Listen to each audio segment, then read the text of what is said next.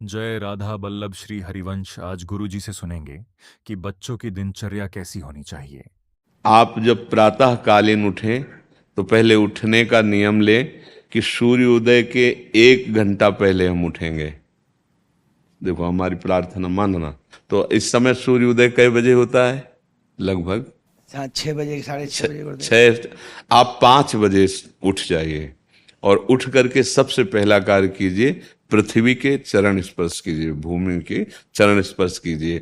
और फिर आप जिस आसन पर बैठे हैं, देखो ध्यान से हमारी तरफ सुनना, जिस आसन पे बैठे हैं, जिस पे शयन किए थे, जिस सैया पर सोए थे, पृथ्वी को प्रणाम करने के बाद उसी सैया में 5 मिनट केवल बैठ जाइए और 5 मिनट बैठकर 5 संतों का नाम ले लीजिए। जैसे हम लोग श्री स्वामी हरिदास जी की जय, हरिवंश महाप्रभु की जय, हरिराम व्यास जी की जय, नागरीदास जी की जय, श्री ध्रुवदास जी की जय।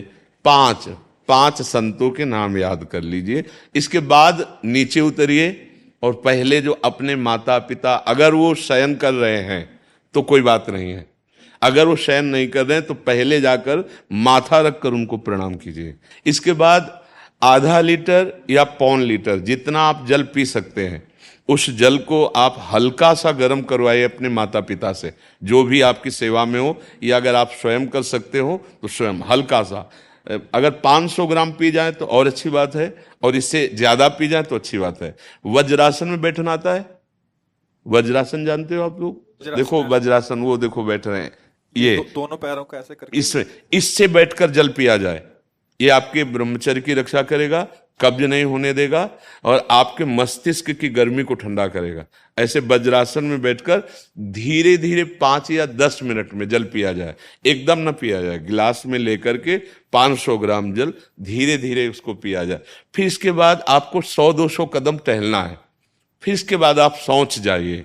शौच, अगर आपका पेट साफ हो जाता है, अगर नहीं साफ होता है, कोई ऐसी परेशानी लगती है, तो 1 चम्मच ईसबगोल की भूसी और छोटी हर का आधा चम्मच अगर रात्रि में दूध से या पानी से ले ले तो वो बार बार शौच नहीं लगाएगा, पर आपकी आंतें साफ हो जाएंगी। शौच जाने के बाद स्नान करें और फिर तुरंत, अगर आपको व्यायाम आता है तो करे, नहीं तो सीधा सरल बात होती है, 20 बार बैठ जाए बैठक और 10 बार लेटने वाली दंड। और इसके बाद जो अनुलोम विलोम, जो इससे खींचे इसे छोड़ दे, इससे खींचे इसे छोड़ दे। इसके बाद दोनों हाथ ऐसे करके 7 बार ऐसे करे, सीधा खींचे और सीधा छोड़ दे। इतना ही तुम्हारे लिए प्राणायाम की आवश्यकता है। अब अपनी दिनचर्या में लग जाए। जो पढ़ाई का कार्य दिया गया है, आगे तुम्हें और भजन की बात हम नहीं कह रहे, जो पढ़ाई का कार्य दिया गया है वो भगवान की ही पूजा है। आपकी दिनचर्या जो आपको अपने गुरुजी या टीचर जी को जाके प्रमाणित करनी है, कल जो पढ़ाई गई थी आज के लिए, वो आप सुबह सुबह उस समय व्यायाम के बाद, तो आप देखना आपकी स्मृति बहुत प्रवीण हो जाएगी।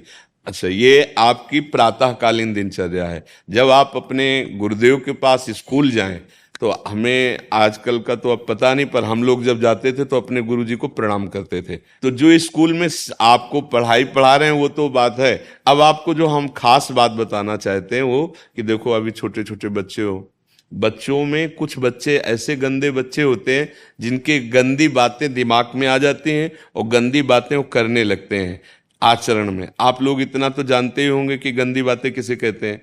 आप लोगों के पास अगर मोबाइल है तो कभी गंदी बात देखना नहीं।